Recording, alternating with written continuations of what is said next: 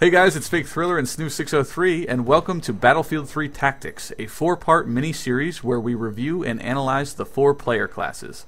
In this episode, we're looking at the Assault class. Let's review your role when using this class. The Assault Kit is a universal class. Its versatility makes it useful in almost every situation on the battlefield. The loadout possibilities make this kit ideal for beginners and veterans alike. Besides killing, your main objective is to be sure your team is kept alive and well. Reviewing your equipment options, in the Assault class, you can choose from 11 primary weapons, with 13 more available if you include the personal defense weapons and shotguns. The Assault Kit is fittingly granted access to assault rifle type weapons. These guns perform well at all ranges, and the damage these weapons deal out traditionally leads to kills in as few as 4 shots, and less if you hit a headshot.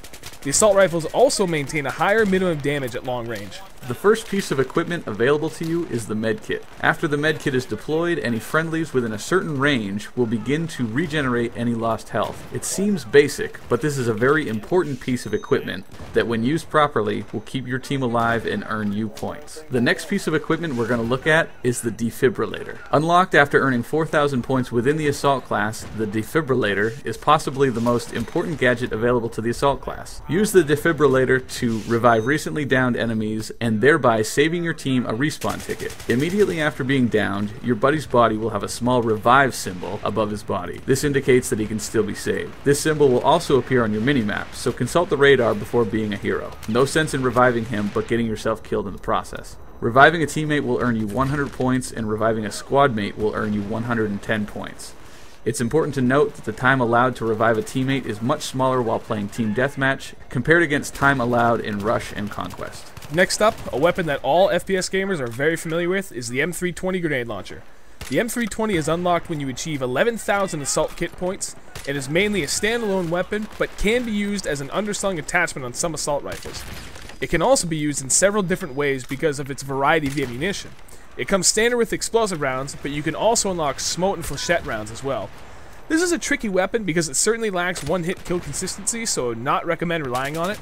Where I find it works best is in small areas heavily populated with enemies, where its chances of getting kills are much higher. The last piece of equipment available is the M26 MAS, which is available as a standalone shotgun or as an attachment for use on assault rifles with underslung rails.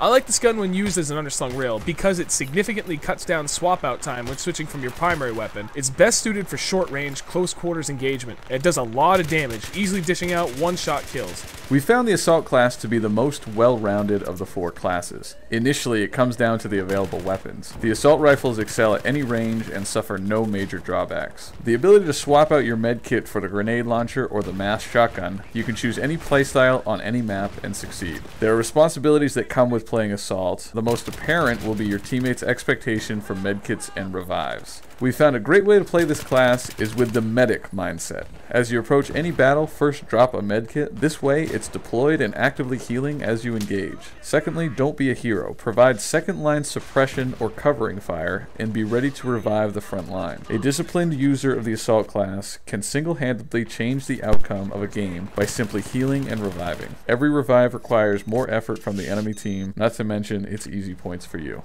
When using the Assault class, my suggested beginner's loadout would be to use the M16A3 with any red dot sight, the foregrip, and the laser sight. The RDS is easy to unlock, and the foregrip will help give you added stability while shooting, and the laser sight will give you increased hipfire accuracy, which is really helpful in extreme close quarters engagements. For a sidearm, stick with the M9 for the time being, as it's a solid sidearm that you can really rely on. For equipment, use the med pack until you get a solid feel for the game, and you don't need to rely on it to live longer, as well as to use the ammo specialization. This way, you can shoot full auto till your heart's content and not run out too quickly. My personal preferred setup is to run with the L85A2 with the holographic sight, foregrip, and a heavy barrel. I really like this gun because I feel it's a well-rounded, versatile weapon that can work in all phases of the game. For a sidearm, I'm going to always run with the G18 because it's such a high-power, fast-firing weapon that almost nothing can stand up against. For equipment, I'm still going to have to stick with the med pack because it helps out you and your team by staying alive longer, and that goes a long way towards helping your team win most games. If I were to suggest an Assault class loadout for a beginner, I would recommend they use the AK-74M. It's the starting rifle on the Russian side.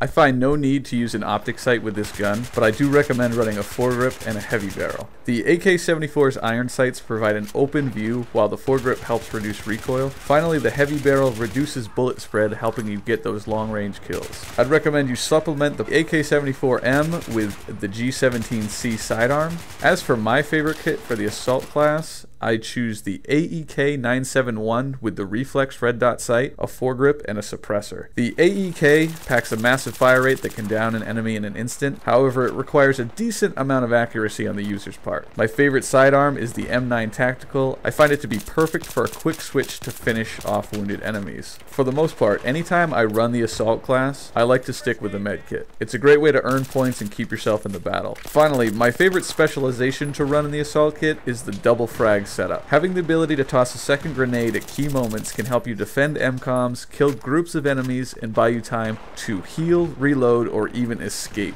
That's going to wrap up our first of 4 Battlefield 3 tactics videos, and we hope you guys found these tips for the assault class useful. If you haven't already, be sure to subscribe so you can catch our next episode, where we're going to cover the engineer class. Hey guys, check us out on Twitter at twitter.com/fakethriller and twitter.com/snoof603.